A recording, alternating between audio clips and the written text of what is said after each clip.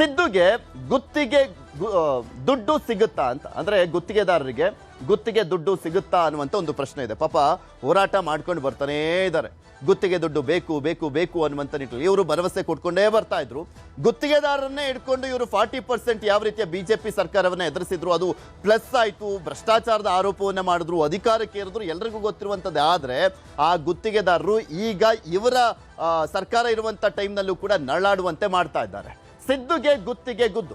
ವಿಧಾನಸೌಧದಲ್ಲಿ ಸಿದ್ದು ಲೆಕ್ಕ ಮಂಡಿಸ್ತಾ ಇದ್ರೆ, ಬಜೆಟ್ ಅನ್ನ ಮಂಡಿಸ್ತಾ ಇದ್ರೆ, ಫ್ರೀಡಂ ಪಾರ್ಕ್ ನಲ್ಲಿ ಗುತ್ತಿಗೆದಾರರು ಅಳಲನ್ನ ತೋಡ್ಕೊಳ್ತಾ ಇದ್ರು, ಸಂಕಷ್ಟವನ್ನ ಹೇಳ್ಕೊಳ್ತಾ ಇದ್ರು. 37,000 ಕೋಟಿಯಷ್ಟು ಅಂದ್ರೆ ಅವರಿಗೆ ಕೊಡಬೇಕಾಗಿರುವಂತದ್ದು ಬಾಕಿಯನ್ನ ವಿವಿಧ ಇಲಾಖೆಗಳಲ್ಲಿ ಬಾಕಿ ಉಳಿಸಿಕೊಂಡಿರುವಂತ ಬಿಲ್ ಪಾವತಿಸಲಿಕ್ಕೆ ಆಗ್ರಹಿಸಿ ಪ್ರತಿಭಟನೆಯನ್ನ ಮಾಡಿದ್ರು. ಇವತ್ತು ಬೆಂಗಳೂರಿನ ಫ್ರೀಡಂ ಪಾರ್ಕ್ ನಲ್ಲಿ ರಾಜ್ಯ ಗುತ್ತಿಗೆದಾರರ ಸಂಘದಿಂದ ಪ್ರತಿಭಟನೆಯನ್ನ ಮಾಡಲಾಯಿತು. ಆಕ್ರೋಶವನ್ನ ವ್ಯಕ್ತಪಡಿಸಿದ್ರು. 37,000 ಕೋಟಿ ಪಾವತಿಗೆ ಗಡುವನ್ನ ಕೊಟ್ಟಿದ್ರು ಗುತ್ತಿಗೆದಾರರ ಸಂಘದವರು. 37,000 ಕೋಟಿ ಹಣವನ್ನ ವಾಪಸ್ ಕೊಡಿ, ನಮಗೆ ಕೊಡಬೇಕಾಗಿರುವಂತದ್ದನ್ನ ಅಂತ ಅವರು ಯಾವಾಗ ಆಕ್ರೋಶ ವ್ಯಕ್ತಪಡಿಸ್ತಾ ಫ್ರೀಡಂ ಪಾರ್ಕ್ ನಲ್ಲಿ ಒಂದು ಧರಣಿಗೆ ಪ್ರತಿಭಟನೆಗೆ ಮುಂದಾಗಿದ್ರು.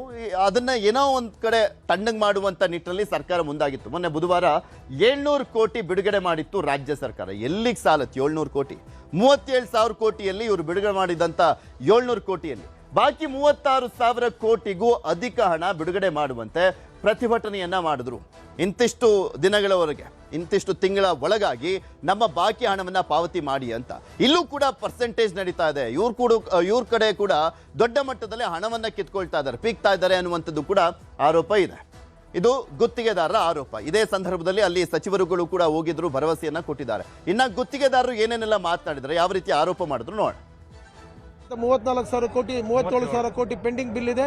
ದಯಮಾಡಿ ಸುಮಾರು ನಾವು 28 ಜಿಲ್ಲೆಗಳಲ್ಲೂ ಪ್ರವಾಸ ಮಾಡಿದ್ವಿ. ಜನ ಬರ್ತಿರೋದು ನೋಡಿದ್ರೆ ಗೊತ್ತಾಗುತ್ತೆ ಸರ್ಕಾರದ ವಿರುದ್ಧವಾಗಿ ಎಷ್ಟು ಜನ ಸೋತಿದ್ದಾರೆ ಅಂತಂದೇಳಿ ತಮಗೆ ಅರ್ಥ ಆಗುತ್ತೆ. ನಮಗೆ ಇಮಿಡಿಯೇಟ್ ಆಗಿ 37,000 ಕೋಟಿ ರಿಲೀಸ್ ಮಾಡಬೇಕು ಅಂತಂದೇಳಿ ಮಾನ್ಯ ಮುಖ್ಯಮಂತ್ರಿಗಳಿಗೆ ಮತ್ತು ಸಂಬಂಧಪಟ್ಟ ಸಚಿವರಿಗೆ ನಾನು ಮನವಿ ಮಾಡ್ಕೊಳ್ತಾ ಇದ್ದೀನಿ. GBA ಗುತ್ತಿಗೆದಾರರದು ಯೂಶುವಲ್ ಕೋರ್ಸಲ್ಲಿ 750 ಕೋಟಿ ರಿಲೀಸ್ ಆಗಿದೆ. ಅದು ಆಸ್ ಯೂಶುವಲ್ ಬರೋಂಥ ದುಡ್ಡು. ಅದು ಗುತ್ತಿಗೆದಾರರು ಹೋರಾಟವನ್ನ ಮಾಡ್ತಾ ಇದ್ರಲ್ಲ, ಸ್ಥಳಕ್ಕೆ ಹೋದ್ರು ಸಚಿವರುಗಳು, ಹೋಗ್ಬಿಟ್ಟು ಭರವಸೆಯನ್ನ ಕೂಡ ಕೊಟ್ಟಿದ್ದಾರೆ. ಫ್ರೀಡಂ ಪಾರ್ಕಿಗೆ ಭೇಟಿಯನ್ನ ನೀಡಿ ಗುತ್ತಿಗೆದಾರರೊಂದಿಗೆ ಸರ್ಕಾರ ಸಂಧಾನವನ್ನ ಮಾಡುವಂತ ಪ್ರಯತ್ನ ಮಾಡ್ತು.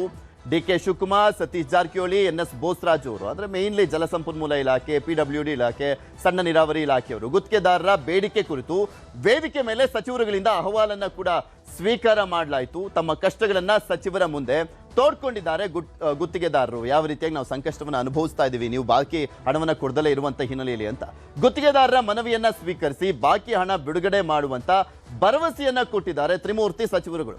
ದೊಡ್ಡ ಮೊತ್ತವಾದಂತಹ ಕಾರಣಕ್ಕೆ ದುಡ್ಡು ರಿಲೀಸ್ಗೆ ಸಮಯವನ್ನ ಕೂಡ ಕೇಳಿದ್ದಾರೆ ಸಚಿವರು. ದೊಡ್ಡ ಮೊತ್ತ 36,000 ಕೋಟಿ ಮೊದಲೇ ಗ್ಯಾರಂಟಿಗೆ ಹೊಂದಕ್ಕಾಗ್ತಾ ಇಲ್ಲ, ಅದನ್ನು ಒಂದೇ ಸಲ ಕೊಟ್ಬಿಡಿ ಅಂದ್ರೆ ಆಗೋದಿಲ್ಲ ಅಂತ ಹೇಳ್ತಾ ಇದ್ದಾರೆ. ನಾಳೆನೇ ಸಭೆ ಮಾಡಿ ಇತ್ಯರ್ಥ ಮಾಡುವಂತ ಭರವಸೆಯನ್ನ ಕೊಟ್ಟಿದ್ದಾರೆ ಸಚಿವರ ಟೀಮ್. ಏನ್ ಹೇಳಿದ್ದಾರೆ ಹಾಗಾದ್ರೆ ನೋಡೋಣ. ನಾವು ಮಾತಾಡ್ತೀವಿ, ಇದಕ್ಕೇನಾದ್ರು ಒಂದು ರೂಪ ಕೊಡಬೇಕು. ಇದು ಬರೀ 37,000 ಅಲ್ಲ, ಏನಾದ್ರು ಮಾಡಿ ಮಿನಿಮಮ್ ಒಂದು 50,000 ಇದಕ್ಕೊಂದು ಯಾವ್ದಾದ್ರು ಬಾಂಡ್ ಮುಖಾಂತರ ಏನಾದ್ರು ಒಂದು ಮಾಡಿ ತಗೊಂಡ್ರೆ ಆಗ ಮಾತ್ರ ಇದು ಸಾಧ್ಯ. ಕೂಡಲೇ ಈ ಸೆಷನ್ ಒಳಗಡೆನೆ ಕಾಂಟ್ರಾಕ್ಟರ್ ಅಸೋಸಿಯೇಷನ್ ಅವ್ರಿಗೆ ಮುಖ್ಯಮಂತ್ರಿಗಳ ಹತ್ರ ನಾನು ಸತೀಶು ಸೇರಿ ಒಂದು ಮೀಟಿಂಗ್ ಅಂತೂ ಮಾಡಿಸ್ತೀನಿ. ನಾನು ಇಲ್ಲಿಗೆ ಯಾಕೆ ಬಂದಿದ್ದೀನಿ ಅಂತಂದ್ರೆ, ನಾನು ಸತೀಶು ಬೋಸರಾಜು ನಿಮ್ ಜೊತೆ ನಾವು ಇದ್ದೀವಿ ಅಂತ ಹೇಳಲಿಕ್ಕೆ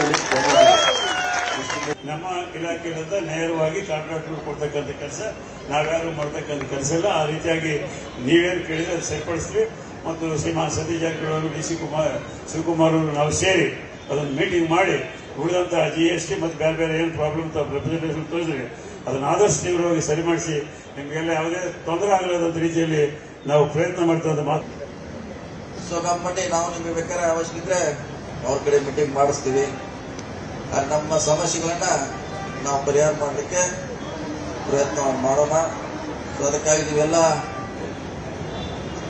ಅಧ್ಯಕ್ಷರ ನೇತೃತ್ವದಲ್ಲಿ ಸರ್ಕಾರದ ಗಮನ ಸೆಳೆಯಲಿಕ್ಕೆ ನಾವು ಇಲ್ಲಿ ಬಂದಿದ್ರೆ ಇದು ಒಳ್ಳೆಯದು. ಯಾಕಂದ್ರೆ ಗಮನ ಸೆಳೆದ್ರೆ ನಮ್ಗೆ ಗೊತ್ತಾಗಲಿಲ್ಲ, ಒಟ್ಟು ತುಂಬಿದ ಫುಲ್ ಇದೆ ಅಂತ ನಾವು ಗಮನಿಸ್ತೀವಿ.